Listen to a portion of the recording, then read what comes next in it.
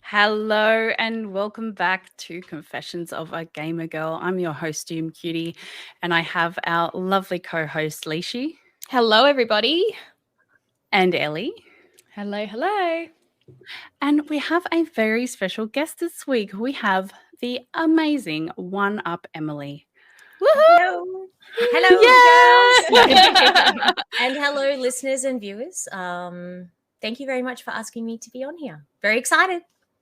It is going to be a really special episode this week. We are going to be talking about retro gaming. And I mean, a few of us have been around the block, and I think we can definitely speak to how far gaming has come and, enjoy express our enjoyment for everything that is retro gaming. Yeah, no, it's so awesome to have you, Emily. Thank you so much for being here.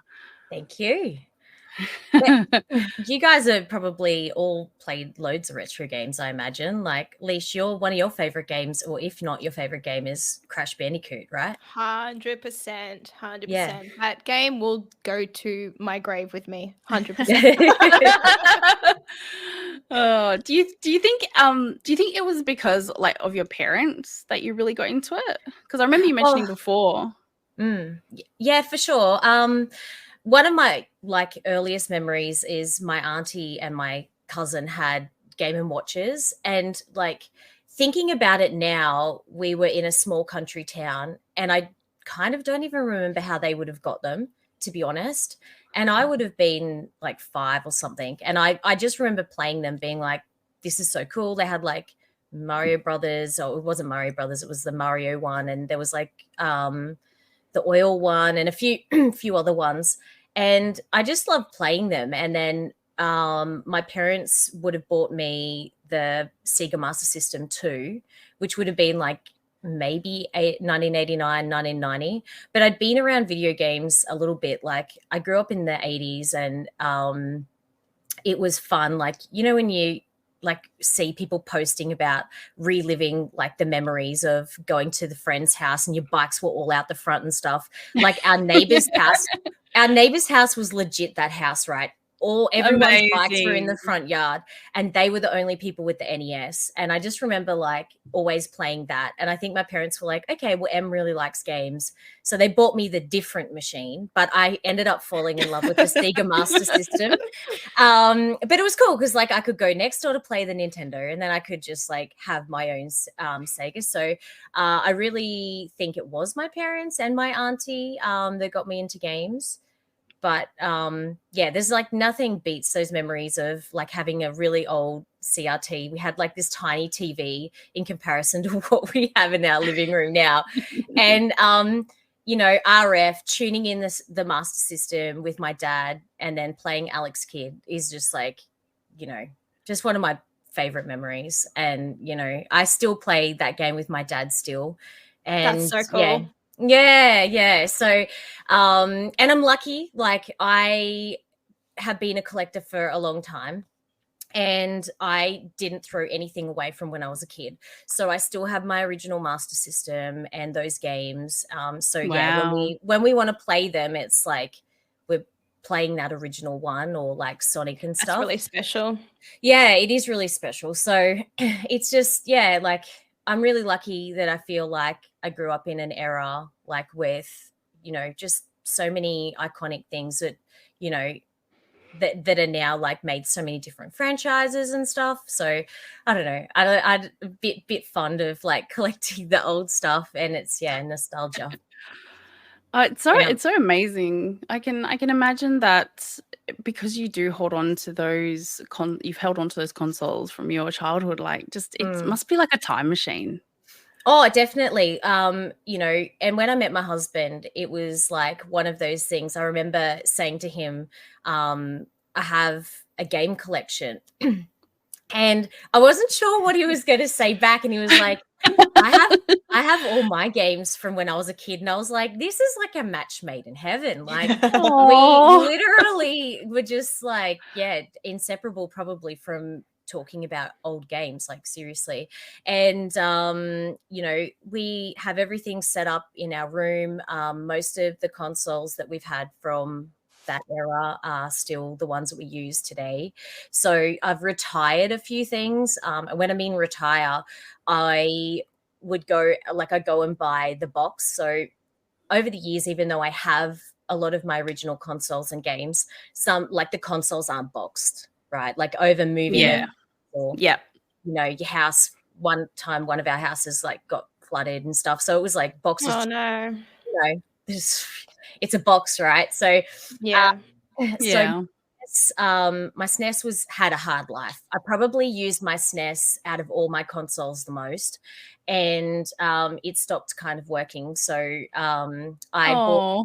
a little box for it, like the Super Mario All Stars, and I retired it. And I like had this like little, like, you know, you've been such a good SNES, and I've like put it on the shelf and like, yeah. So like, you know, so it's back in what it would have been its original box. Yeah. But yeah, my little, like, yeah, my SNES is in there. So I had the same Yeah. one, actually, the Super Mario All Stars edition, and I Oh, remember it's having so the box good. as well. But God knows where that ended up, or who took it. I don't know where it went, but it was such a cool looking box. Yeah, I wish it's I still like had bright mine. yellow, and All Stars is like such a good, it's just a good Oh, it's game my because it has favorite. all of them on there. Yep. Yeah, and I remember my parents bought me that one too. And so I wish I had the original box, but I'm glad I picked one up and was like, I'll just take this SNES out and put this one in. And Yeah. yeah, it's another prized like possession. So I love it. So do you think the reason why you've held on to these consoles, these memories, is because of family and the kind of friends that you grew up with? Yeah, for sure. Look, probably mainly like nostalgia, and that my parents bought them for me, and I'm sort of always like just treasured them. You know, my parents probably went through a lot of hardships when I was younger, and so, you know, it was always, they always like put me first sometimes, if that makes sense. Like, and Yeah. those gifts were, you know, very few, but like I received like a DMG Game Boy and the Master System and stuff, and without getting too deep, but it was just like those things, they would have probably gone without a lot to give me those things back in that era, and that time, those years. And so I've just always really treasured them, and, you know, wanted to keep them forever, you know. So yeah, I think that's where it all kind of started for me, was also, you know, and I don't want to call myself a hoarder. I try and keep it organized. But yeah, it just started when I was like 13. So I obviously had a lot of my original games, and then when I was living on the Gold Coast when I was a kid, yeah, just I would go to cash converters, and so I've been shopping at a lot of those cash converters stores for a long time. And yeah, I just would go and buy all of the games when I could, when they were worth like nothing. So a lot of the games in my Master System collection probably cost me 50 cents to $1 each. And so like that whole nostalgia of like, you know, preserving it, and my parents, like, you know, and loving games and wanting to try something that I haven't tried before, it just kind of grew from there. So I love my parents for it. But I'm kind of a hoarder, parents, these days. It's a good kind of hoarding, though. Yeah, that's true. I suppose, yeah, like definitely, I can definitely see how they have impacted your life so much, and it's really lovely. And I can only imagine like looking at those, and it just reminds you of all those special moments with your family. So yeah, and I think probably like you probably jumped on the bandwagon like before it was a big thing. Like I know now, like you walk into a cash converters or something like that, and those games are so expensive. Like they are really capitalizing on the nostalgic gamers out there. For sure. I absolutely am mortified the majority of the time I walk into cashies and stuff these days. You know, yes, you can find the good hidden thing here and there. But yeah, it's just some of the stuff is really ridiculously priced. And I feel sorry for people that want to come and start collecting, or wanting to go back and be like, hey, I really like Super Mario Brothers 3. I want to buy a console and play it. And it's going to cost you like maybe $200 or $250 just to get one game and one console. And how are you going to play it then? Because, you know, some TVs, you know, anyway, the new ones. So it's kind of like I feel for new collectors coming in. But yeah, it definitely did start early. And then when I met my husband, we definitely ramped it up. I think so. We've been collecting pretty hard now since I was maybe 21. And as I get closer to the bigger birthday, I realize that it's, you know, at least a good chunk of my life has been dedicated to collecting video games. And I am proud of it, as much as I joke about the hoarding stuff and all the rest of it. But I do try and keep the things that I love and that I'm either passionate about or whatever. So yeah, I went You off on a should bit be of a proud tangent. of it though. Yeah. Oh, thank you. 100%. Because like when I think of retro gaming, you and Bo are the only people that come to my mind. And I know like there's a lot of people out there, but your collection is just, it's something else. It's so organized. It's so impressive. It makes sense. It tells a story. And you just get the feels. Like I look at what's behind you right now and I'm like, oh my God, like I feel like a kid again. Like how special is that, you know? So you've really cemented yourselves as the retro gamers in this space. And I think that's really freaking cool. Yeah. Oh, thank you very much for your kind words. Yeah, and a lot of it too is like we've saved it. Like we have literally saved things from being chucked out in the trash. People don't want it. They've just like, or they don't know what they have. Yeah. Or yeah. And some people call us up and say, hey, I'm going to throw this away, or, you know, do you want it? You know, when at one of my old works, I'd have people come in and go, oh, you know, we're going to have a garage sale this weekend or whatever. Like, did you want this stuff? And I'd be like, oh, let me just give you at least $50 for it. Don't worry about it. It was going to go to the tip or something anyway. And, you know, driving home, this is actually funny stuff. Well, it's not funny. It's funny to me because it would only happen to me. But coming home from PAX one year, and it was a flight got delayed. By the time we got home, it was like 11 o'clock. My dad's like tired. It was Sunday night, and we're driving up our street, and our street is super, super dark. And I'm like in the back of the car, and I'm tired, and I'm like rubbing my eyes, and I'm like, is that a CRT on the side of the road? And literally this little bloody, what is it, a Samsung? Oh, it's a Sanyo. I can't read it. I think it's the Sanyo over there, and it's featured a lot in content. That little guy was on the side of the road in the rain. The next morning I woke up super early, and I'm like, walk over there, and I'm just like, yoink, and I'm like, just walk across the road into my house with this TV, with this random little TV, like, oh yeah, you can see it in the shot there. It's under next to the PS3 light for anyone who's watching back this video. And yeah, that's the kind of stuff that happens. Like we will, you know, I know you've got to draw the line sometimes as to how much stuff we can fit in here until it feels claustrophobic or cluttered. But if someone's going to chuck something out, I will try and give it a new lease on life or preserve it somehow. So I don't like things being thrown away. I hate it. I'm the same. I'm totally the same with anything like that. I'm like, preserve it or either like get rid of it properly, you know, especially with all the gaming gear though, like Alicia was saying, it's kind of coming into trend now anyway. Would you say that your space is quite sacred because it has all those memories and nostalgia tied to it? That's a good question. Yeah, it is. I get like I'm a big sook. I might seem like I'm not, but when I like think about that sort of stuff, I do get a little emotional because this space is like it's memories of things that is from my childhood and Bo's childhood. It's memories that it's memories we've created together. And yeah, sorry. I'm just a big sook. And people just think it's just stuff. And it's not. Like this is like such a God.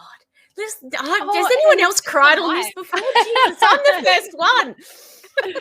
I'm getting I'm getting sooky in my old age. I know. I get anyway. No, I pulled no, you're myself not. together. You're not a sook. You're not a sook. Honestly, I don't think people realize, like, when we do see things that are either not appreciated or, that people are, basically robbing people of money for profit with these things. Like, these are people's childhood memories. You can pick up any one of these systems, any one of these games, and you can literally, if you close your eyes, and I know some of them have like a smell to them, like you just know, you just know that this game was played so much. That there was so many incredible memories attached to all of those big fat back TVs, all of those, all of those games, like, and you just automatically get the warm fuzzies and that feeling that this was cherished.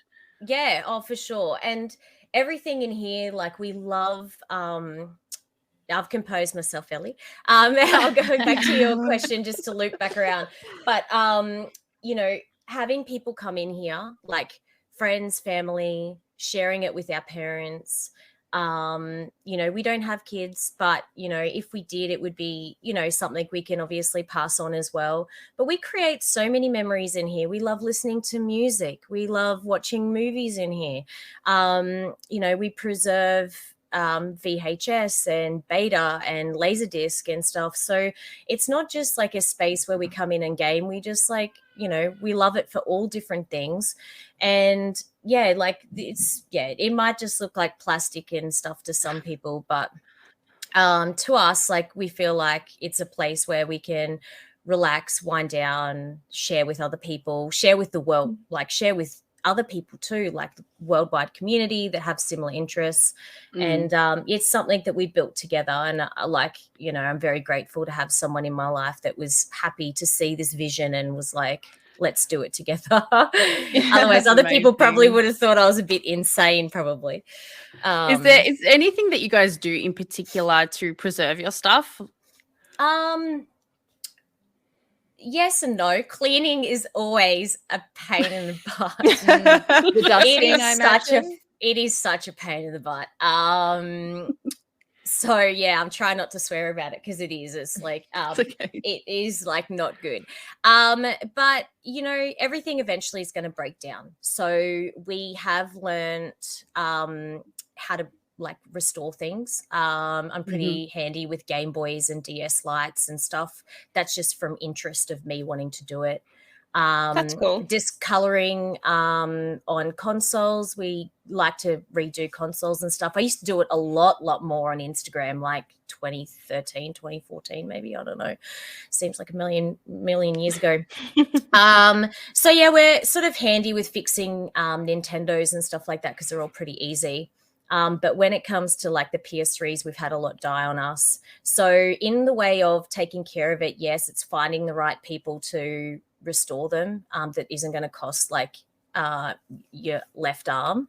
And we always make sure our TVs, because we collect CRTs and PVMs and BVMs and Sony equipment.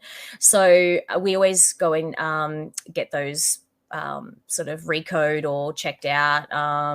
We've done that to quite a few of them. So yeah, it's just one of those things. Like, we just try and look after them as best we can ourselves. But the sad truth is everything is kind of sometimes built to break down. We've had a lot of stuff break on us lately. We had one day where we turned our original Xbox on and it just went kapoop. Oh no. Yeah, I know. 2 PS3s on the same night. I think it was just something crazy. It wasn't electrical, anyone listening to this. It was just the day that everything decided it didn't want to work. And then the Betamax wouldn't work properly. And then I think it was later that evening, the Laserdisc tray doesn't want to pop out anymore. And I was just like, we're not turning anything else on. I'm walking out of here. We're going off the grid. I'm not turning another thing on. I don't want to know about it till like next week because today has been an expensive day. I don't want to think about it. But yeah, I just think it's just a matter of looking after what you have and just being realistic. Eventually, it's probably going to die, sadly. Yeah. And don't leave batteries in things. I'm a bad offender of that. Yeah, me I'm too. terrible at it. That's a hard lesson to learn until you open up the back of your Xbox, or not your Xbox, your Game Boy, and there's all the white crusty things of your batteries, acid. Oh, And then it goes devastating. rusty. And also Yeah. your PSP batteries. PSP batteries, they eventually like bubble. Never leave one of those in your PSP either. Good to know. Yeah, don't. Trust me, you'll probably all go run to your PSPs now, and Yeah, I'm trying to like think where bubbles. mine is right now. Yeah, I think it's may in a have cupboard in my bubbles. bedroom somewhere. Yeah, just a note to self. Check on your PSPs, everybody. Check on them. No, and I'm That serious. that is that is very interesting, because I think about, like, you know, the PS5 DualSense now, like that has a battery already inside. Like I don't know how the lithium batteries are going to age inside the newest consoles and their peripherals and such. So yeah, that will be interesting. I haven't had time. too much of an issue with PS4 ones. Like I know that they can be fixed and replaced, but I had one that was like just notorious. Like this particular controller was, I feel like, possessed. It was an Uncharted 4 one, the blue, and it just did not want to work. It was just like it was on another planet, this thing. I was like, fix a battery, that battery didn't work. Fix something else, this didn't work. It was just a pain in the butt. So it was cursed. This one is cursed. So yeah, that was a pain in the bum. But yeah, hopefully they don't die too much. I feel like the DualSense has terrible triggers. I've broken a couple so far, but they're easy. Wow. Oh, wow. Rage gaming, clearly. Yeah, just very intense. I'm all smiles and occasional cries. I'm not an angry gamer at all. I can't relate. I think I'm the resident rage gamer here. Like she raged over pumpkins the other week, so I'm like, yeah, I don't know. Yeah. Story of season. She's like farming. Story season? She's like, yeah. She's farming about. What happened? Ellie's to not as pumpkins? innocent as she looks. Do I bring this up, or is this like a subject that we shouldn't talk about? This pumpkin situation. Well, unlike the Hulk, you'll love me when I'm angry, so it's fine. Oh my goodness. All right, so I've seen across your Instagram, I've seen that you've traveled many places, and in your travels you have obtained some really, really cool stuff. Can you tell us about, like, the farthest you've gone, or the most epic thing you've ever found overseas, and how did you go about bringing it back as well? There's I think about it, I brim. Like I just get so excited talking about Japan, and it's not the furthest I've been, but it would probably be the place that I enjoy the most video game hunting, and where I've found the rarest things. One of my favorite finds was with my partner, and we're in the junk section. So if you're familiar with Japan, they have a series of stores. It's a chain, and they have like Mode Off, where they sell clothes, and Book Off books, and they still sell video games there. And they have Garage Off, car parts. I think they have, I'm not going to even say this one because it sounds really terrible when you put the two words together, but it's an alcohol one. Alcohol Off. I'm not going to say the other one because it sounds really sus when I say it. And then the other one is Hard Off, which also sounds a little sus, but it has the best stuff. And so we're in this store and we're walking up the stairs, and I see this plain brown box, and it's got a SCPH or something like that on it. So it's a PlayStation, and I open it up, and it's got a test PS2 in it, in box. Wow. It matches. So they didn't come with the normal standard retail box. It's just like a cardboard box.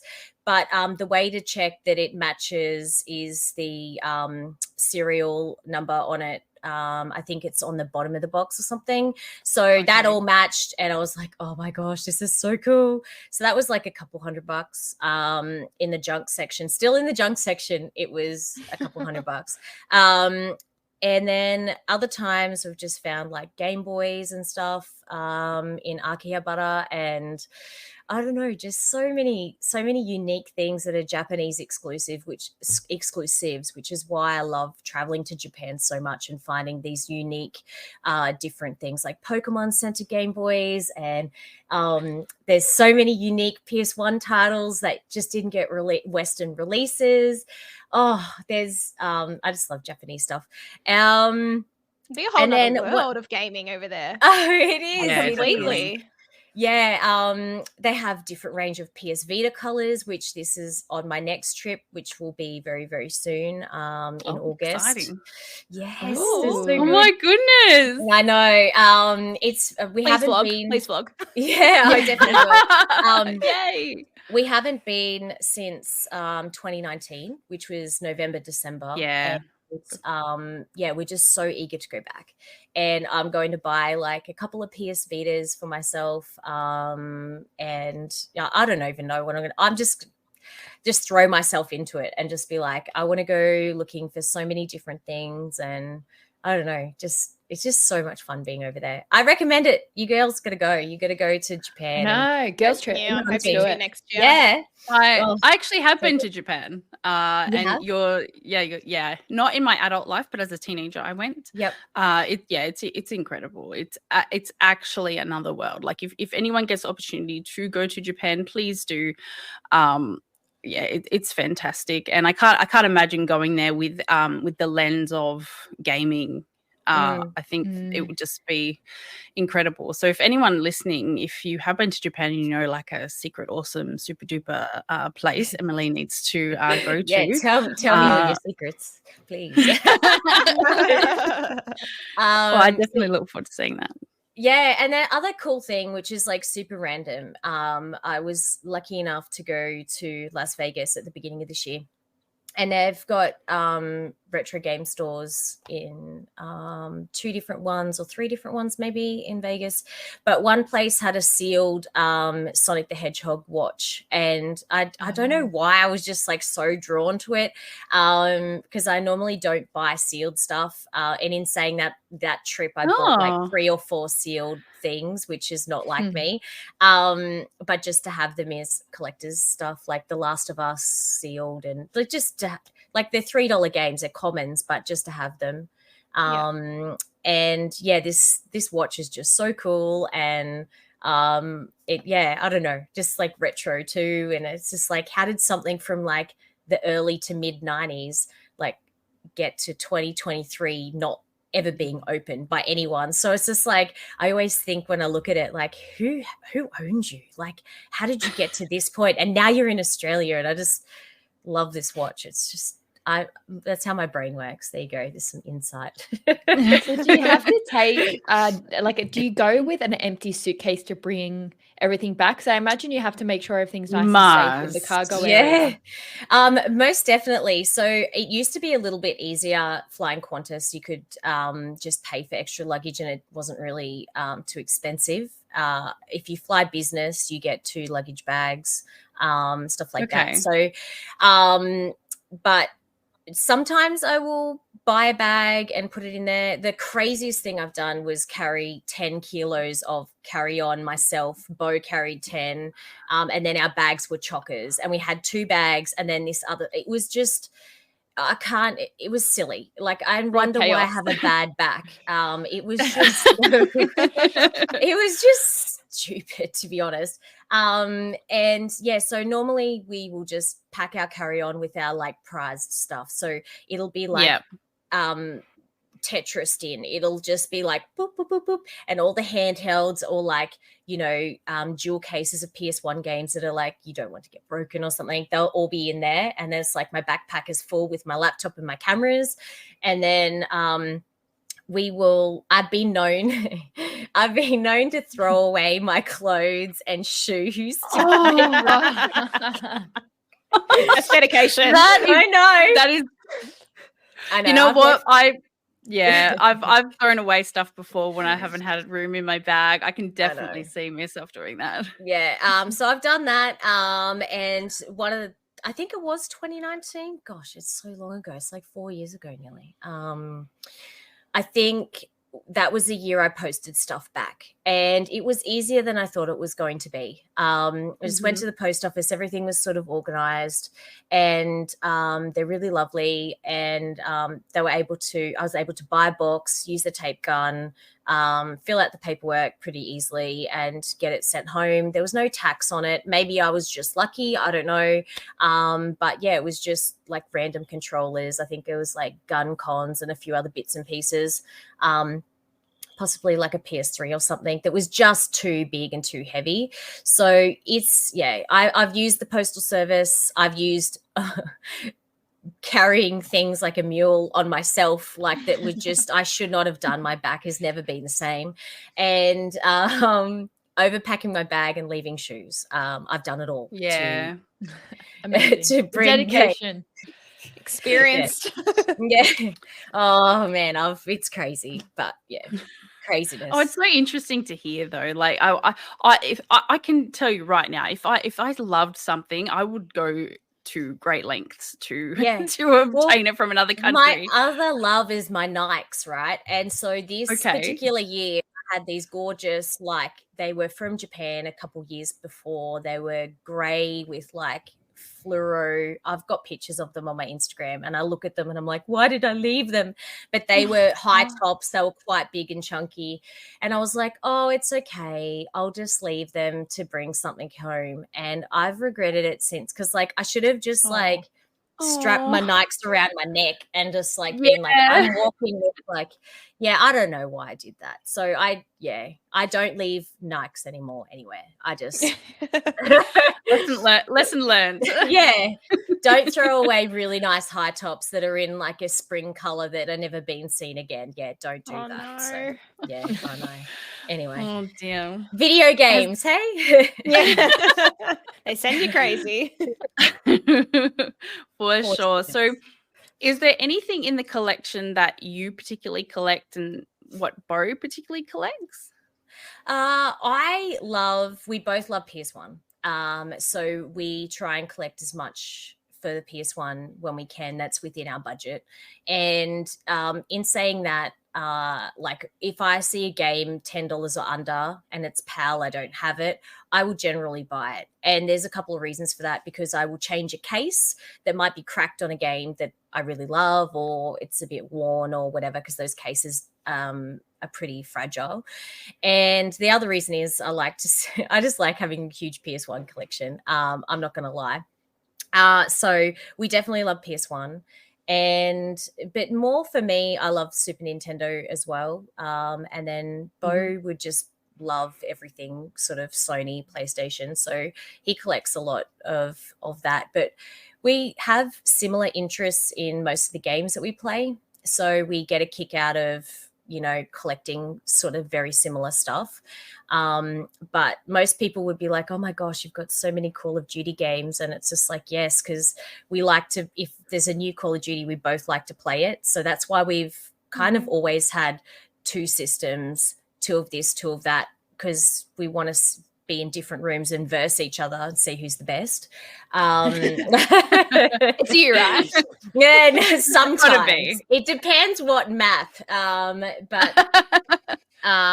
yeah, so we've just always really enjoyed collecting very similar things. But for me, I think I went through a huge stage of loving the N64, and I still do. I still really do, but I was just obsessive almost of collecting all the Japanese Nintendo 64 consoles.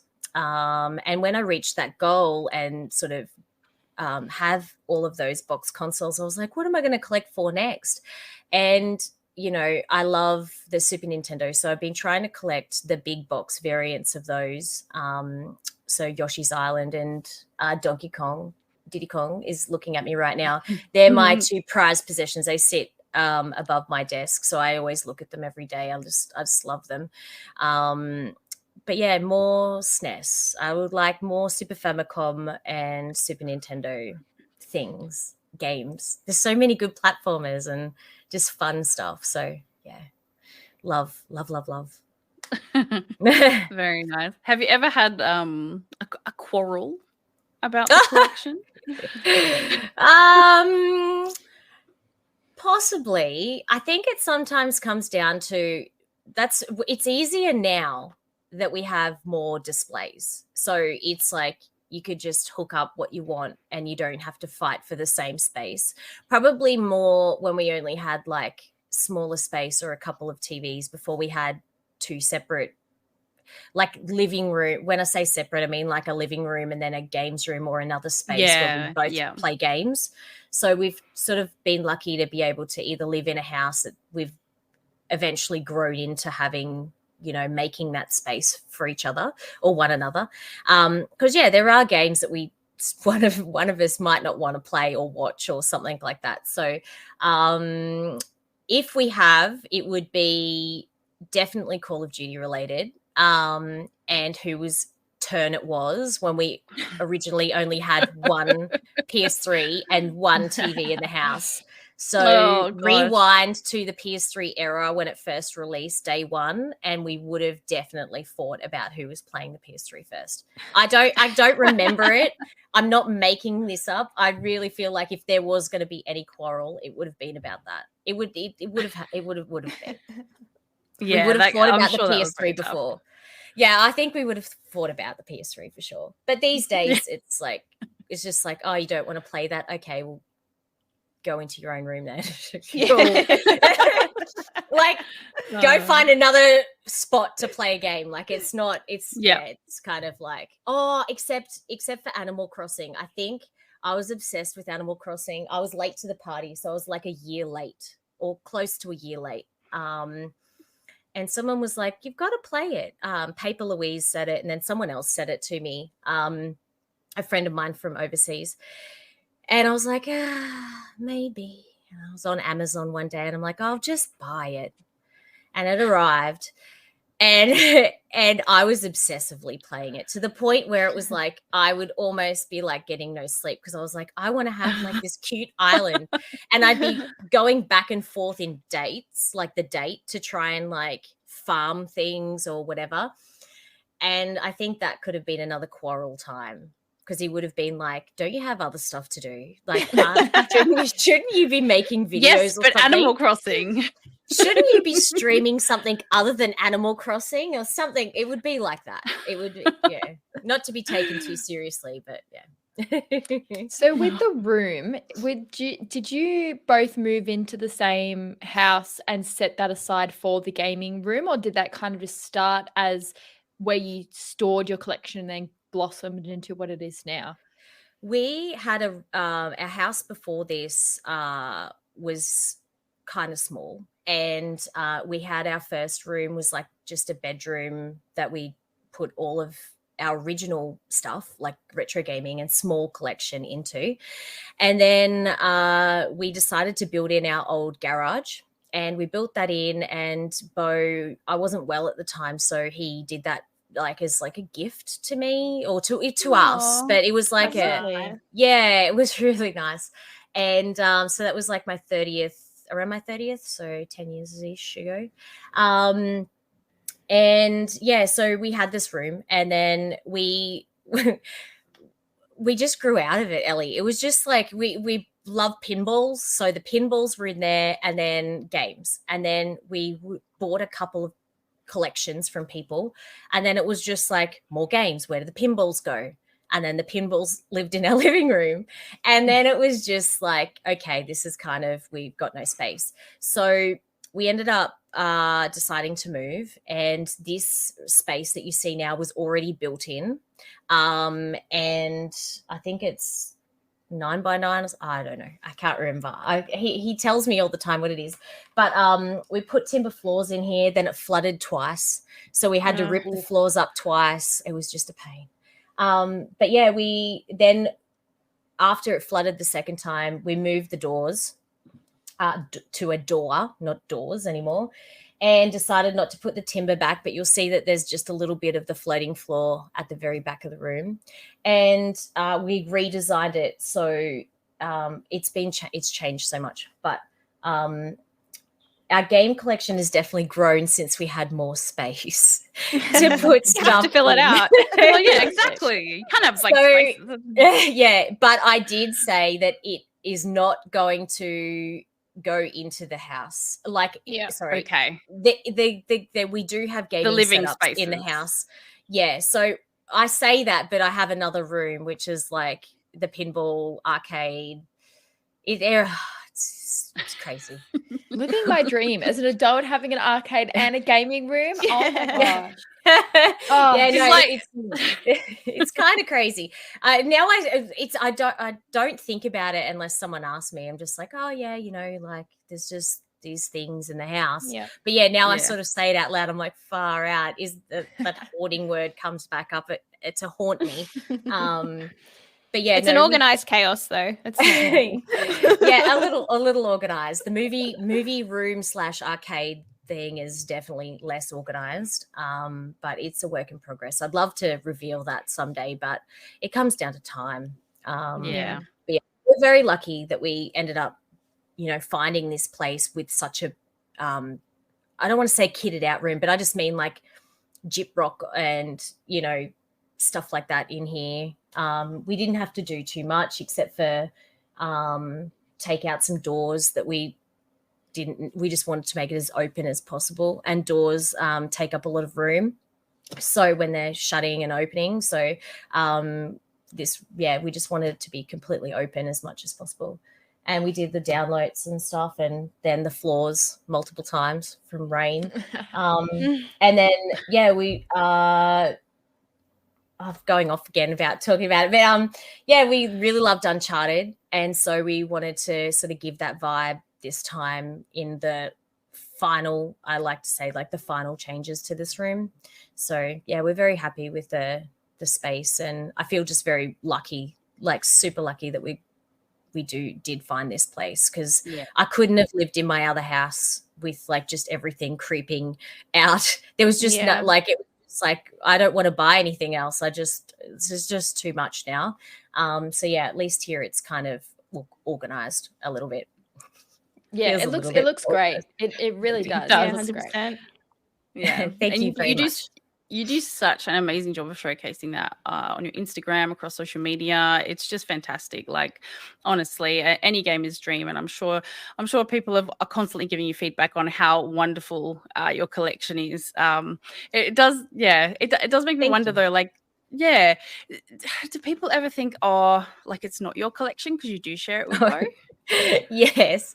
I laugh about it because it's just like, it has happened.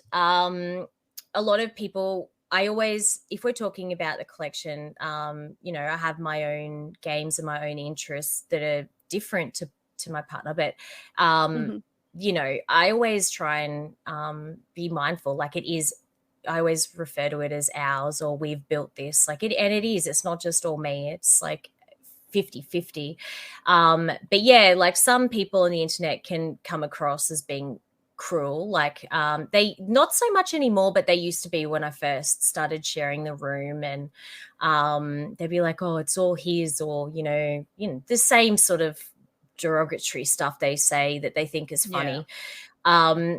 It used to bother me a little bit more than it does now, but I feel like I'm at a stage in my life where I'm the happiest I could, like, that I am about myself, and those things are a reflection on themselves, how they feel, or their silly comments. Like, I learned that a lot of these people are just like stopping by. They just sort of found it, say a comment, and out the door they go. Comment and forget. Yeah. So they're not a part of your community. No, and they don't. They're not going to come back and see if I've replied to it and stuff like that.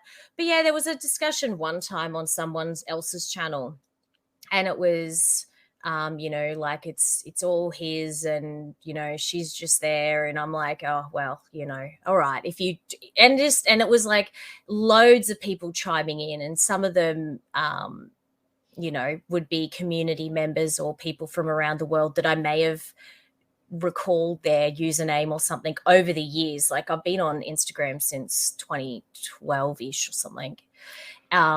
So yeah, it was just like, oh, is that what you think? Like, you know, but then I just have to go, okay, I've felt like that. I've thought that. That's a reflection on them. It's not something I need to take on board, because they can think people can think what they want. You you know, I've always referred to it as ours, we, us, you know, and unless I'm talking about like my Sega Master System 2, which you know, you know, or my SNES, you know, those things that I grew up with as a child. But everything else we've built together, and I'm very passionate about that sort of stuff. So, you know, the world can go on and people can go on. But as I said, they go and they spit it out, or they type it out, and then they just like go rack off somewhere else, and they'll be doing it to another person. As hopefully they feel better about themselves at some point instead of just like trying to tear others down. So that's kind of how I feel about those sorts of comments. A fantastic, that's a great approach. Yeah. But if you had have asked me what my opinion would have been a few years ago, you know, I probably would have maybe been a little bit more sensitive about it.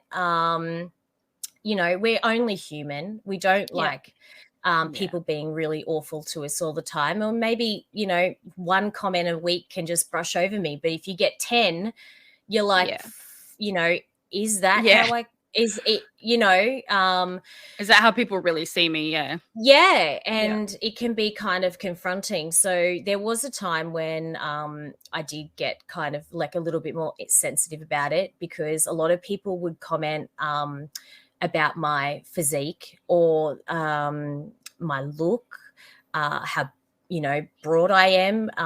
You know, they'd call me like all different types of things. And I just kind of was like, okay, maybe I don't need to be in front of the camera as much because, you know, hey, I knew I had put on weight. But, you know, when people are just being so scathing about it, and it's not just one person, it did start to sort of get me upset. And a good friend of mine, you know, tried to give me really good advice. His name's Dan, and Dan was really sweet about the whole thing because he's obviously got a YouTube channel, and we just talked it out a bit, and it was nice to hear another person's perspective, because it did help me realize, like, you know, even though people are going to say awful things about the way you look, that is a reflection on them. It's not you. But you know, I'm strong and fit now. It's like, so I don't, you know, it doesn't, it's like, all right, I got big arms and stuff. I don't care. Like, arm wrestle me, bro. Like, you know, like, for sure. I'm happy and healthy, and you know, I try and be a good person to my friends and family and people that I meet. So, you know, I'm not going to let stuff like that try and bring me down. It's awful that we have to go through it. It is. It definitely is. Hopefully things change, but it's definitely better than what it used to be. But as I said, it goes like swings and roundabouts. It's like they'll just come and target one person, then they'll target somebody else the next day. So. It's the more exposure you get to it, unfortunately, is better, because you learn to deal with it, and you learn to just accept it as crap. You know, like, I'm the same. Over the years, I've had so much come towards me that, you know, Leash 5 years ago would have absolutely reacted and been so upset about it and publicly made that known. But now I just laugh. Like, if that's the energy you want to put in towards me and what I do, just imagine the energy you put into yourself to create something even better. You know, like, it's quite sad, but I'm really glad that, you know, you've overcome that, because look how far you've come. You're inspiring so many, and not only are you and Bo working together, you've also got your own brand of a female in this space, especially in the tech world as well. Like, I relate a lot to you because we also share that tech side of things to games. So it's really inspiring and really awesome to see that you're just kicking goals every day, and I'm really glad that you're not letting everyone get you down. No, thank you very much, and right back at you. Thanks. I feel like there's just a lot of people that could be a lot kinder to other people and kinder to themselves. You know, that's a big thing to themselves. Yeah, there's something definitely that isn't sitting right with some people. So to kind of be like that, hopefully that, this space continues to grow and be more accepting of all different type of people. So there's less of that stigma and hate, or at least, you know, like, get in the kitchen or do this or whatever, you know, all those stereotypes go out the door towards people and women in tech particularly, and gaming, like this whole space. So, you know, all we can do is just be positive lights and be there for other people that are going through it, and just listen and give them, I think, either solid advice, whether they want to take it or not, those listening back to this. But, you know, it does happen, and it's not a matter of just like accepting it. You know, you don't have to, I don't accept it. It's just more the fact that I just don't let it affect me as I used to. And it's, you know, it's not right when people do these things, but it is going to happen. So yeah, hopefully it's just going to get better with people talking about it and supporting one another.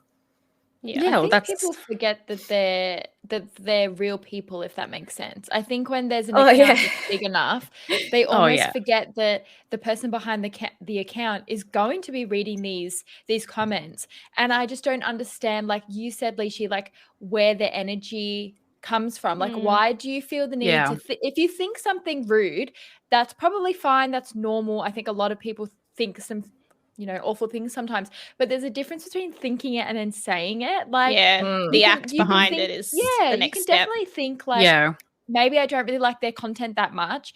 The normal thing to be would be either block that person if you really didn't like it, or just not engage with that sort of content to maybe make the algorithm work in your favor. Who then goes to the, be like, you know what this calls for? I'm going to leave a message, and that is going to make me feel better, and I'm going to go for a sunshine walk and just feel so great about telling this person I don't know my horrid opinions. Like, that to me has never made sense. So it is good that you find the humor in it, because at the end of the day, it is funny. Like, you don't, like, that person doesn't know you. That person doesn't know you from a bar of soap. They just had this like intrusive thought that they voiced. But they didn't need to. They didn't need to. Yeah. No. Oh, most definitely. You summed that up really well. No, but you know what? I can definitely recognize we are women in this space. We have experienced some of this hate, and you know what? We can just water off our duck's back. We can let it go. But there are some people that are new to this space, and I want people who are minorities in this space, or, you know, women aren't even minorities. We make up half the gaming population. Like, I think that's, it's interesting when people like think we're a gender minority.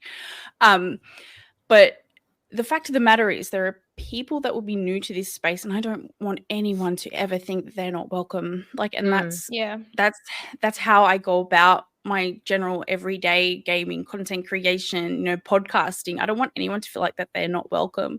And it's and I've said this before, I'll say it again, I'm going to toot my horn.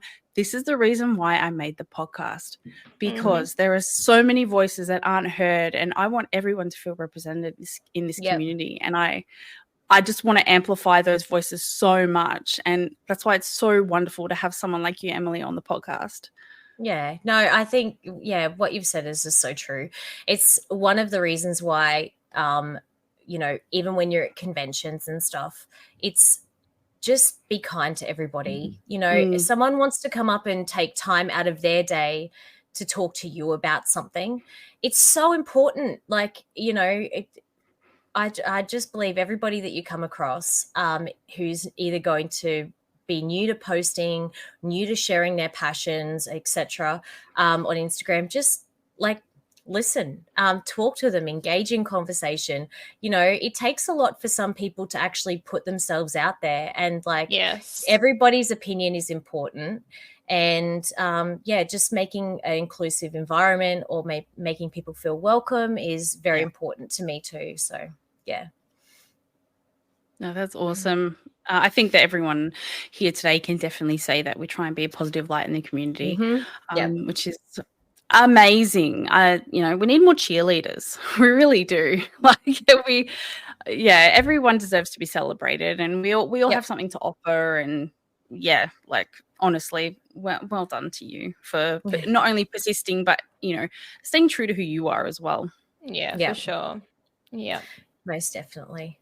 Oh, I'm just, this subject is like something just really close to my heart, because I just want everybody to feel, you know, welcome, especially if they're like new to posting, and, you know, if just everybody, you know, they should be met with some kindness instead of hopefully not anyone being like, why did you post this or whatever. Yeah. So yeah, Totally. Because there's space for everybody. There's space for everybody's ideas, everybody's content. Everybody's quite unique. And you're right. Everyone does sort of deserve to be matched with kindness, which is fun. I mean, I've started posting more reels lately, and it's just I know. I'm so proud of you. Something I just want to have fun with, because I'm quite a creative person, and I really just wanted to challenge myself every day to make a reel with some audio that I come across that I found hilarious. And it's been a lot of fun, and I've received some really lovely comments, and I have embarrassed myself when someone left like a comment, and then, you know, people were talking and someone said, I really like your profile picture. And I was like, oh, thank you so much. They were talking to the original commenter, not me. And so that original commenter then was like, thanks, man. And I was like, do I delete this comment? Have I just made a fool of myself? I was like, you know what? I'll leave it. I left it for like 12 hours. Just embrace it. I was like, nah, I'm deleting it. I'm so embarrassed. So it was very, very funny. And it's led to some fun moments. So I think everyone's advice to anyone starting would just be like, just start. Who cares? Yep. Who cares what people you went to high school with think, or who you work with thinks? Just post it. There's going to be people like that no matter what. Like, oh yeah, you know, over the years, I've had my fair share of crap, and people have this predetermined idea of who I am or my kind of personality or what I am. And I can tell you now that in person, I am one of the most down-to-earth people that I know, and accepting and open. And people who have met me have said that. And it's really disappointing that over the years I've had group chats about me, and people, you know, it comes down to jealousy, which is a shame, because you can all do this. Like, where I am now has come from hard work. It didn't just happen overnight. I've done this for 8 years. You know, if you back yourself and do the same thing, like, you can absolutely achieve this. But jealousy, you know, don't use that as a excuse to hate. Use it as fuel for fire and get your motivation. own path going. Yeah, motivation, exactly. Yeah, for sure. You know, like, I still look back and I think about the things that people have said about me, or even confessed to me, like said that they've, you know, done some pretty nasty things or said some nasty things, and they felt guilty about that. And, you know, that's the reality. But again, that's my motivation to keep doing what I'm doing, because look, if you're going to have haters, you're going to have people who will also love you. And no matter what, just get out there. Like, this has been the best thing for my confidence, like doing what I've done online, because I was so shy in high school and growing up. So it's really has been the best thing that's happened to me. And no matter what, you get your good, you get your bad, but throw it together, and you can literally make your own magic. Yeah. Well, it all comes down to just being, you know, you started from sharing your interest in games, right? All of us probably did, you know, and then building a community based around that. And like, you're going to have people that don't like your content, you're going to have people that do like it, and then, you know, also people come and go too.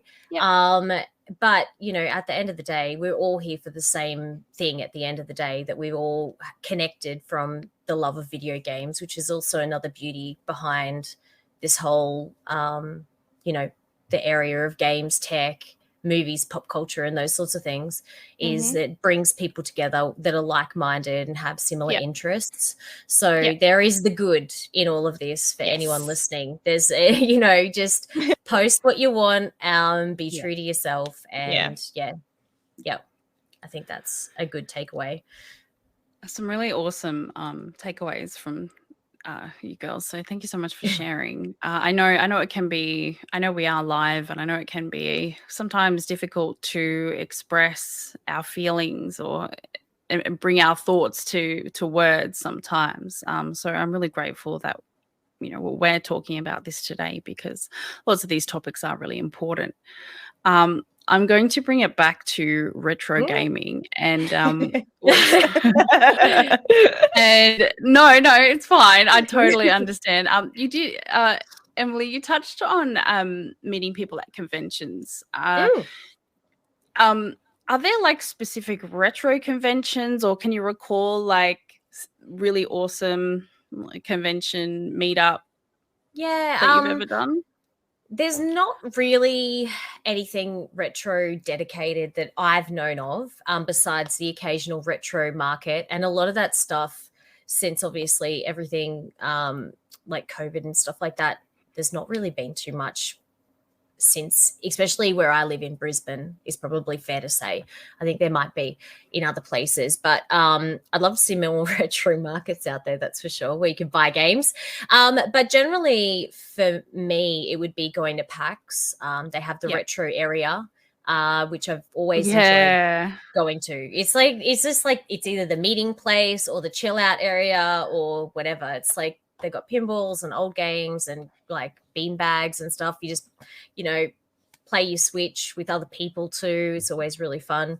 So I wish there were more retro conventions and stuff like that in the future that is sort of single, like, or off an offshoot or separate to PAX. But I definitely have always enjoyed going to PAX for that reason, because that's always been sort of the chill area that you find us all navigating back to or gravitating to by the end of the day or periods of the day, just sort of going back there.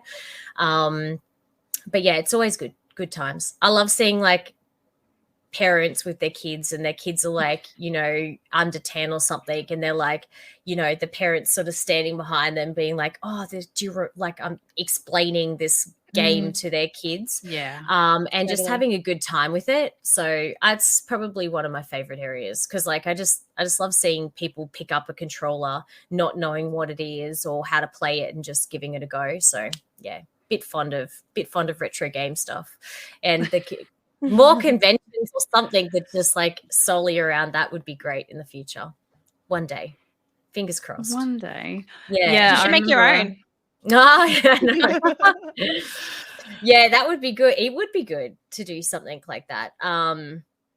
We've thought about doing a few things with the TVs and all the different bits and pieces that we have, like hiring props out and stuff like that. But I also then get pretty stressed about it. Like I'd be like, which games, like you don't just have, you're not going to I only have like one copy of, Mega Man X. You wouldn't be just take that game, like, sort of would stress me out. But maybe Leash, that's a good idea. Maybe you just try and do like some setup one day, and that would be good. You guys would do it the best. Yeah, it'd be a lot of work, but I have no doubt you'd ace it. It would be fun though. I don't know. You planted a seed. I'd fly up. Yeah, you planted the seed though.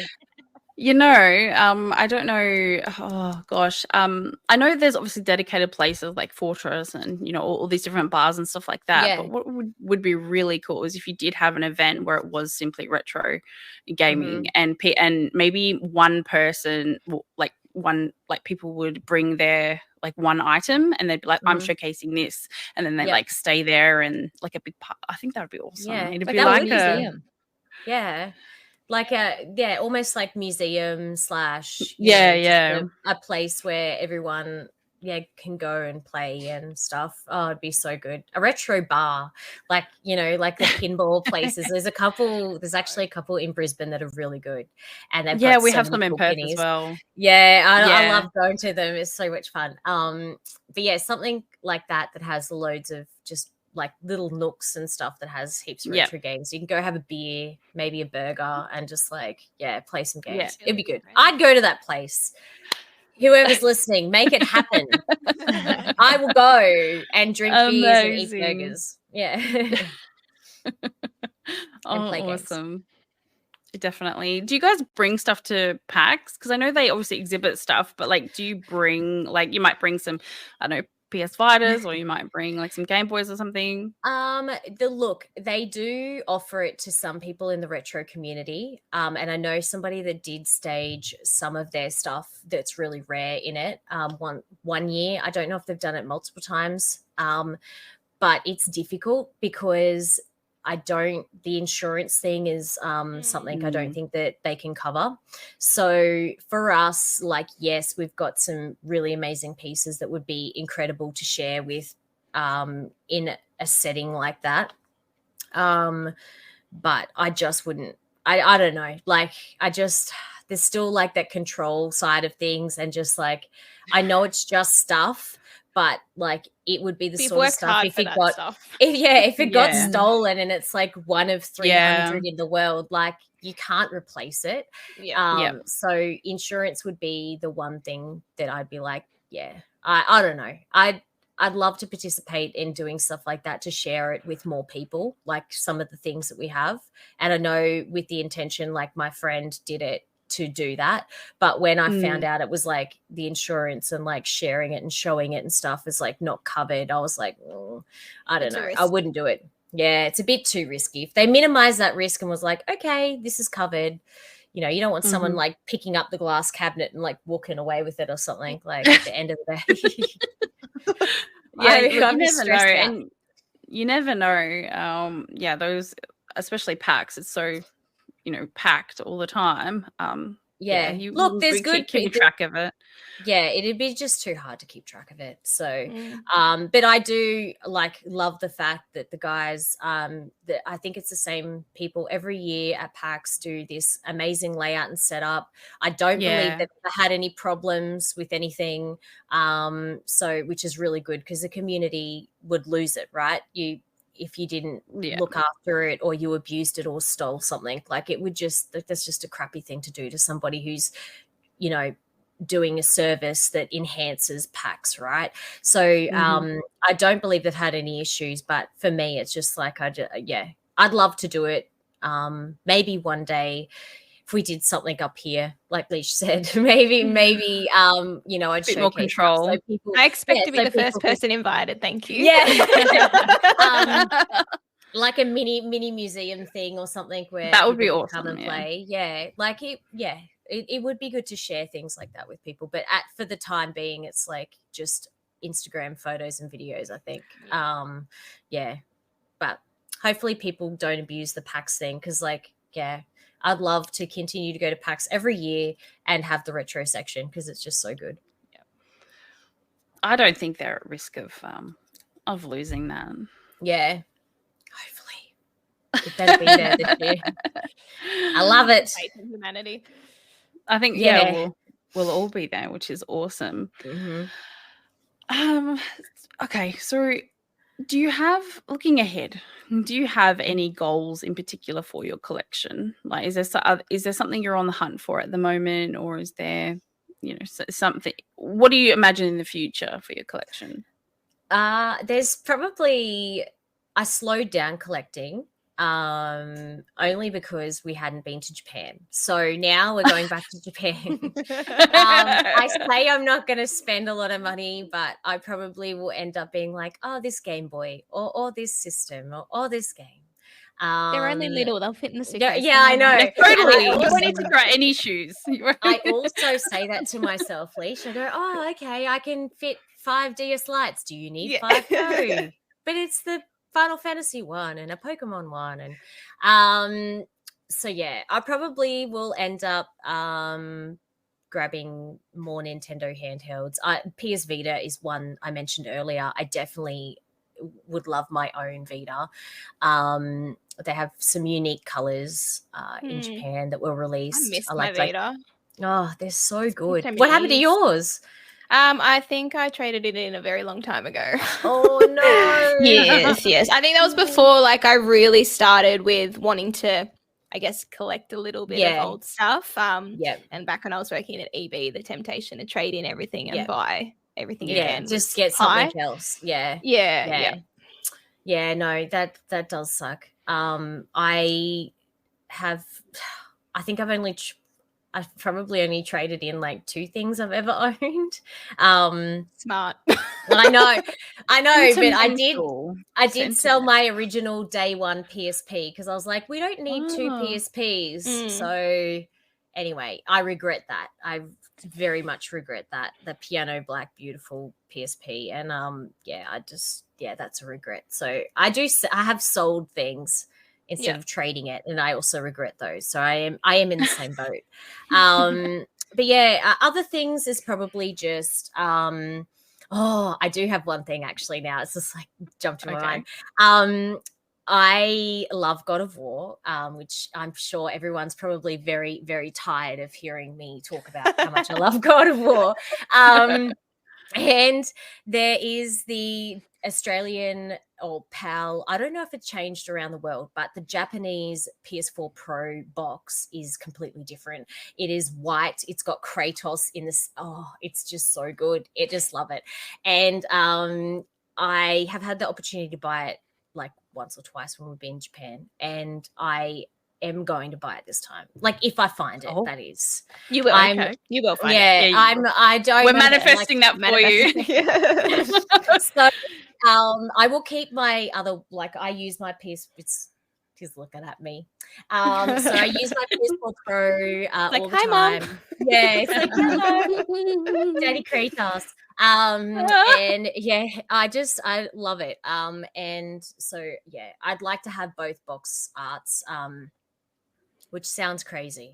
Do I need two of the same console? Yeah. That's just my obsessiveness when I like to collect for something. It's just like I must. It's like have an all addiction, of it. isn't it? Yeah, it is. It is. Yeah. We know nothing about that. So yeah, it's I love collecting for Zelda. I have one more handheld that I need the original one for, which is the Game Boy Advance. I have a shell on like that of a repaired Game Boy Advance. It's not the original one. That's just so pricey now. So there's 3 things on my hit list for maybe not this year because they're too bloody expensive, but if I can get them, I will when I'm there.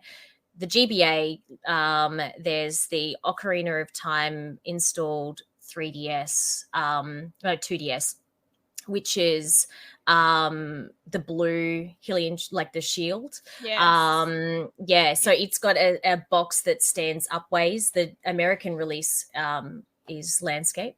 So I want the taller one, and it has a different game installed. So I'd love that. So it's 2. And then the God of War PS4 Pro, which I really don't need because I have one, but I like the box art better. Just a simple girl with simple tastes. Yeah. 3 very specific things, Zelda and God of War related. You had me at hello. So yeah, I just love those things. I've got a quick rapid fire for you though, Em. Okay, so what is your favorite game in your collection and your favorite console in your collection? Ooh, today. Yes, today. No, today is definitely I love Super Mario Brothers 3. I have very fond memories of it. And I still go back and play it a lot. I probably play the All-Stars version of it more because it was always easier than not easier is in the game, but just over the years it looks better. Yeah, it does. It's just been easier for me to play that version. And console, I go back and forth. Yeah, it's probably today the PS3. I'm just really in love with the PS3 at the moment. But generally I'd have to go back and say maybe the SNES sometimes. I don't know. Yeah. I'm having one of those crisis days. Got too many options. Yeah, it's so many options. But no, I've really been enjoying collecting and playing PS3 again. So at the moment, as of today, because I'm really back into finding games that I haven't found before. One was like Afro Samurai. I'd never heard of it before. Great voiceovers as like Samuel L. Jackson, Ron Perlman's in it. So it's just like finding games from that console at the moment has been a lot of fun. So I'm having fun with it. But, you asked me that question like on the 20th of August. You'll be like, hey, send me a message. What's your favorite console today? Answer. Be like, Super Famicom, because I found 10 games. So it's like, I'll be like, excited. That's good. You can appreciate them all. Yeah. That's what I was thinking. Keeps the love alive by jumping shit. For sure. Yeah, definitely. My prized possessions, I don't even know like what they actually call it because I'm terrible with the names, but the PS1 that had the screen attached to it. Oh, yes. Yeah. It's so cool. That there was everything to me as a kid because we used to go on about an hour drive to see my great-grandparents. May they rest in peace. But we used to go see them quite often. And in the car, we had a DVD player attached to the roof. grateful, very lucky. And Yeah. we would plug in the console to that screen, and even though it had its own screen That's on awesome. there, but I was able to play Crash Team Racing in the car for hours on end, and that is like one of my favorite memories growing up as a kid with retro consoles. Like that thing was just, for its time, such a cool idea. Yeah. Oh, I love the pop-up screen, like the flat, what do you call it? Like, it's just like a lid. It's almost like a lid on top of the lid, right? Yeah. It sort of like folds out. Yeah. Yeah, it's really cool. The PS1, the ONE model. Yeah, I definitely do like that one. Bo I've has got mine, but it's broken. I think it's not reading discs. So I don't know how easy that is to fix. You can take the top of it off. Oh, do you still have the screen as well? I think so, yeah. Yeah. I've got one with the screen and one without the screen. I got to find them. Yeah. Yeah, no, I'm pretty sure it'll be easy fix. So just send me a message. I'm sure because one of ours is a little bit finicky. So it works occasionally and doesn't work sometimes. So, and then the screen can sometimes come loose, and it might just be like, it's just like the smallest, lightest little thing. And if it's adjusted the right way, it'll like be like, hello, I'm working again. So it just comes down to, definitely find it. Because that's like, they're so cool to have too. So, and very hard to find these days. So you go find it. Don't lose it. Speaking of precious items in our collection, is there anything that you want to show us today? I do have a couple things. But this is like show and tell. Story time. So I do have, this is my original copy of Ocarina of Time. Oh, that wow. show. Yeah, it's pretty minty. Fun fact about this, they used to sell video games at Kmart, which you guys will probably remember. Yes, I do. Yes. A million moons ago. I know. I used to work on weekends to go get an N64. Now, this was at the end of the life cycle of the Nintendo 64. And I remember going in and they were always like, had the colors at the top. There was like the green, the blue, whatever, and the charcoal black and the clear black. Well, it's different in Australia to Japan, but I call it the clear black, which is a Japanese one. And I used to go in there all the time and I was like, oh my God, I must get, this game, and I want to get my own N64. So I saved up, and it was at the end of the life cycle of it. And this was the very last copy of the game. And they had the charcoal clear black N64. And I remember walking out of Kmart. It was like $1.99 or something like that. And I was like, I'm so happy. I have my Nintendo 64. And I would have been a teenager. I was probably like 15 or 16 or something. But yeah, I just this is like, I saved up, I bought this, and I bought my own N64, which I still have to this day. It's just sitting over there parked looking at me. And I just love these two things. And then my favorite PS1 game is Crash, like Leash. Yay! So, oh, look. So we have to have a meet up and play together. Oh, I know. This game is just like so much fun, and it was so hard at the time. And some of the I find the trilogy, the Insane Trilogy or whatever, some of those maps don't play as, they're harder. I feel like they're harder than definitely they used harder. to be. Yeah. I have the same copy. That's the chunky case one, right? Yep. Yeah. This is my original. I love this. I remember when my parents bought me the PS1, and Crash was like one of my first games. So I forever gonna treasure this. And my other one is Doom, which I just am. I'm just Doom obsessed. This is another one of my original games. And these are probably like just 3 random ones that I thought I'd pick off the shelf and show you guys, but all ones that I've had like for quite a number of years now. And I don't know how I got Doom. I wish I could tell you the story on that one, but I just remember it. I had ended up having it one day. But Crash I definitely received from my parents. And this one I bought myself when I was a teenager. So yeah, there's three very special, like they're common games.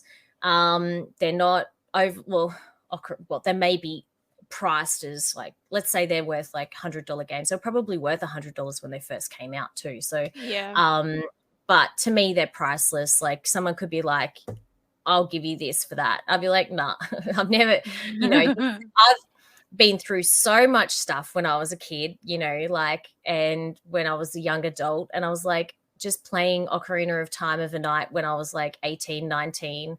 It was just like, my escape from work life and difficulties and other things. And it was just like, and then same with Crash and Doom. Like I still have my original PS1, and it's just like they're two games along with Gran Turismo that I used to just love playing.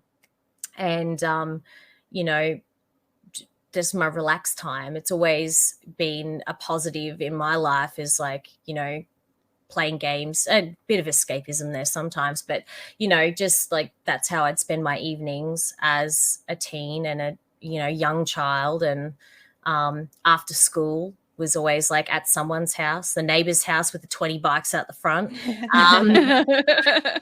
Run into their house and be like, wait for your turn. And like, they had older brothers and they, like, never was fair.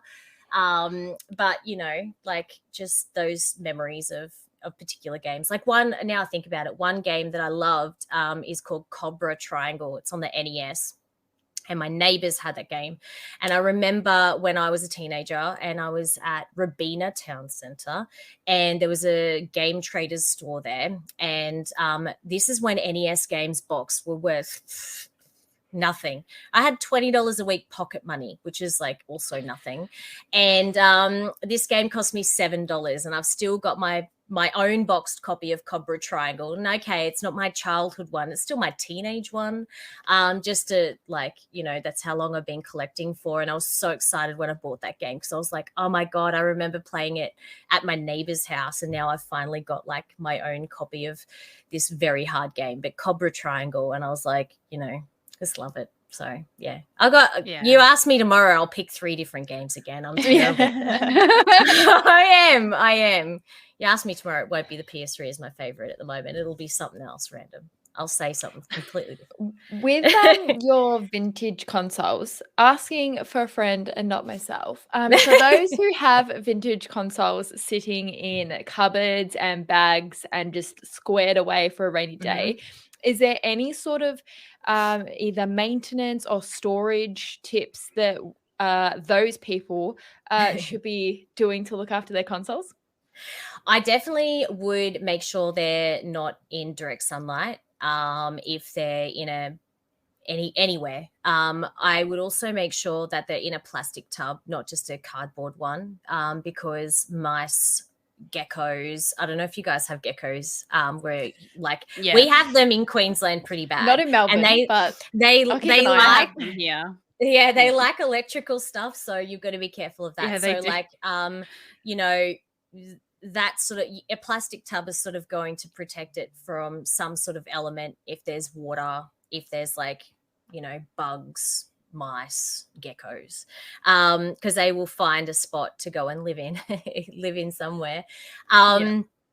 I would definitely make sure you check on the games. I know it sounds silly, but I will share a photo later that I found when this is at one of my old houses. I'll put it on Threads later, and it's literally a box, and it's just got video games written on the top. And I would move from house to house with this one cardboard box. Like God knows how my video game collection, like this was sitting in there, by the way, and my Master System. All 3 are sitting in that particular box, right? So I don't know how it survived that long. All my stuff. So just make sure they're okay. Check on them. Check on your games, everyone. Plastic box for them. You can change the batteries in Game Boy games because they will eventually die, so your saves won't save and stuff. There's just something to remember. Do not leave batteries in anything. And also your TV remotes. We love old TVs. just take the batteries out. I've learned so many times. And your PSPs, take your batteries out. And preserving them wise, there's something that somebody did offer me advice about the Xbox, the OG one. They're like, make sure you keep turning it on. It's also, someone told me that about the Dreamcast too. So I think consoles sometimes might work better if they're continually used or turned on. I've noticed more issues with stuff that I'm not turning on, if that makes sense. Maybe it's just coincidental. Okay. Maybe it's because they're like now 20 plus years old that it was just their time for their caps to die or whatever. Yeah. And another good tip for people is don't be afraid to learn how to fix something yourself. So there are so many tutorials on YouTube. Like YouTube is like the greatest thing to come out of the internet sometimes, because if you want to learn how to edit a video or fix your Game Boy or cook pasta or something, like you're going to find somebody that will, you know, they're going to they will help you work out how to do it. So, you know, if you think that you've like left your batteries, like Ellie and I were talking about earlier, like, you know, your batteries are like exploded in your Game Boy, like don't be afraid to pull it apart. You're probably not going to break it, or even if you're just not going to. It's not that hard to break. Well, maybe, I don't know. If you go and fix, I'm just going to say a disclaimer. If you go to fix your Game Boy on my advice and you break it, don't at me. Disclaimer for this episode, we take no responsibility for any gaming consoles. No, advice. But all fixed ones. We take responsibility for the fixed ones. At me then. You know, you know, I have a friend, she wanted to put a translucent case on her Steam Deck. And she followed a YouTube video to do that, and her Steam Deck now does not function. Oh my god! It looks pretty though. Yeah, it doesn't work. Look, these things do happen. DS lights are not fun to pull apart, and the ribbon cable and stuff, like they're not fun. So I wouldn't probably buy something brand new and do that. I just, the older the better for me. There's less in my opinion, for me, I feel like there's less for me to break or lose the screws. I've lost so many Game Boy screws. They're like this big. They're like they're tiny. Term, definitely need a workstation. They're like they're so tiny. They're the tiniest things ever. So it's like, I don't know. The M2 size screws in that hold the components in my PC are the same. They're so tiny. And definitely invest in a magnetic screwdriver, because and a bowl. And a magnetic bowl. Yeah. Oh yeah, magnetic bowl. Yeah, for sure. Yeah, they're handy. I definitely need one of those. That's good advice. Ooh, I'm gonna get one of those. I've got it in my garage. I gave up on gloves. Actually, I used to wear the white magnetic gloves every time. No, just white gloves when I'd fix things. So you could see. I gave up on that. I just I felt like it just didn't work for me. But I make a mess of everything anyway. So don't take my advice on fixing things. I know. I'm trying to preserve stuff. I've fixed more than I've broken, but I have broken a few things. Okay, so you just never hear about those. You only see the glamorous things on Instagram. You don't see when I've broken something. Oh, for sure. Like, it's a snapshot, guys. Come on. Yeah. Definitely. We are coming to the hour and a half mark on the podcast, and I'm trying not to keep everyone too long, but I tell you, it's been a ripper of an episode, Emily. I just had the best time. Yeah, so great to chat to. You make me feel so nostalgic, and you take me back to my youth, and it's just such a good feeling. Oh, thank you. And I'm just really happy that you guys invited me, and we've had such good chats on everything. You know, a diverse range of things we've talked about. So, it's been also good to hear more about yourselves, and I've had fun. I was a Oh, little lovely. nervous still a little bit, but yeah, no, it's been a lot of fun. You've nailed it. Let everyone know where yeah, they can follow great you on question. social media as well, Em. Oh, well, you can search 1upemily on Twitter and Instagram. I used to stream, everybody. I may do some streams in the future, just sort of talking about games. So that's 1upemily TV. Threads is the same as Instagram, 1upemily. And we have a YouTube channel. It's under Team Retro. We have tech reviews, game reviews, and unboxing. And we also share short form content over there too. So yeah, if you'd like to follow us, please do. Yay. Absolutely. Us, me. Yeah, my partner and I have Team Retro. I always say us, and I'm like, well, me, you can just follow. You won't regret it, hopefully. You follow what It's free. But I don't want anybody to at me if they broke their console trying to go buy my Maybe if they ever tried to fix a console and they really bugged it up, maybe definitely send that through. But Start a hashtag Please Emily not. broke my console. oh gosh, guys, come on. do not start it. Do not start it. Emily fixed my console. That's a Yeah. nicer one. That is much nicer. Oh, definitely. That'd be such a funny YouTube series, actually. It would be. Things are broken. Things are Sorry. broken.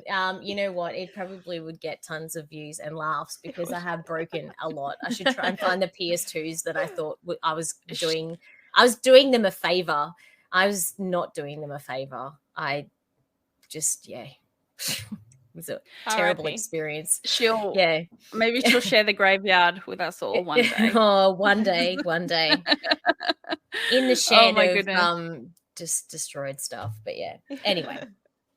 Before we go, I do want to just a quick little note. Leaney on her Instagram took a photo with her Facecam Pro. Girl, that photo looked so good. Can you believe it was taken on that? Like, it's amazing. this product is absolutely unreal. Like, this is my favorite webcam, period. Like, Elgato Facecam Pro. It's now available in Australia to buy on Amazon. They had a really hard time finding stock to ship over here. But honestly, this is what I'm using right now, and it is just unreal. So definitely check it out because it's been a game changer. I don't always have to, whip out this big bad boy because we can be bothered taking that on and off the mount all the time. Yeah, for sure. Leaney has the Facecam Pro. Elliot and I just have the normal Facecam, which is it's so good. It's honestly like I upgraded from another webcam, and honestly, it's been incredible. So we're really happy with that here at Confessions of a Gamer Girl, as they are our product sponsor. So yeah, guys. Amazing show. Ellie and Leaney, what are you going to be up to this week? What are you playing and where can we find you? Jeez, what am I doing this week? Ellie, you go first. I need to think. I know. I was like, oh, what am I doing this Ellie, week? I saw you on Fortnite and you totally didn't message me to play with you yesterday. Just saying. You were in trios. Yeah. Yes. So I have been delving into my Fortnite because the Futurama collab has just come out. So I wrote about that and for Quest Daily, and I've been playing that. But I'm also going to jump onto the Master's Pupil, which I also wrote about for Quest Daily. We both wrote a review. Yeah, it's hand painted, and as soon as I saw that, I was like, "What the heck?" Like anything different and new, unique. With technology and gaming now is so exciting. And so when I first saw the Pat Naum hand painted, I was like, lies, not true. So I'm super keen to get that because it came out yesterday. So I'm going to play that, I think, and maybe give it a bit of a stream on Wednesday. We'll see how we go on my Twitch. Yeah, wicked. I've got a review coming out for Quest as well next week that I can't say yet, but that'll come out on Quest Daily. And I'm actually playing the Hello Kitty game on Apple Arcade. Cute. I saw you like that. If you like Animal Crossing, this is very similar. It is only on Apple Arcade, which is a little bit annoying. But if you pay for the subscription, you don't have to pay for the game. And I started last night. It's really cute. I'll play a bit more and then I'll get back to you with some updates because I think I'm going to be addicted. That's cool. It looks really well made. What do you play? What console do you play it on? I play it on the iPad. So Apple Arcade. Oh, it's on the iPad. iPad, iPhone, MacBook, any Apple device. You'll be able to play it on. Maybe Apple TV as well. I'm not quite sure. But And what controller? you just use the iPad. There's no controller. It's all touchscreen. Oh, Yeah, there you go. So you've got your control pad on the screen, but yeah, I feel like a 5-year-old with a tablet playing video game. But it's iPad fun. kid. Yeah, iPad kid. It's fun. No, because I was talking on the other podcast that I'm on, Xbox Infinite, which is on before this one. No cameras, just it's on YouTube. And we've been talking about like the future. Obviously, we get really deep into like news and acquisitions and stuff like that. And we're talking about like how much Apple is ready to move into the gaming space, because literally they could just they've already got the iPads, they got Apple TV, they could literally just roll it out. The computers are so powerful as well. It's simply just a matter of time. So really, really interesting conversations around that. Yeah, it'll be cool to see where it goes. Yeah, definitely. And for me, I will probably be, because this past week I was playing the Crew Motorfest. I've been really enjoying that. That was in the closed beta. Felt really good. When it comes out, I'll definitely be playing it. What else have I been playing? I've been leveling my Diablo character in the season pass. She just hit 51, I'm going to say, last night. Wow. So yeah. So I've been enjoying that. And you'll obviously find me here on Confessions of a Gamer Girl. And great episode, everyone. Really, really enjoyed that. I am working on our outro so that everyone's links is there. But if anyone, just use your brain. Click the thing, guys. Click onto our channel and you can see us all linked there. And if you search our names, you'll be able to find us. Same with Spotify listeners. Show notes. Yes, and our beautiful Spotify listeners, I know you're out there. I know lots of you listen to us on your way to and from the gym and to work and to, so it's really awesome, and we love you guys as well. So, awesome. And we will, I can tell you who our guest next week is. It is Haughty Chicken. She is I don't know her exact age, but it's plus 50. And she's a World of Warcraft streamer. She's she's been featured by Blizzard, and that's going to be our, like, we're sort of moving backwards in time here, and I can't wait to have her on. I'll also be at Pixel Expo next weekend, so my background's not going to look like this. But I'll take you all along for that journey and just to see what it's like podcasting on the go. We'll see you all next week. Like, share, subscribe. We love you. Woo-hoo. Okay. Take care. Bye.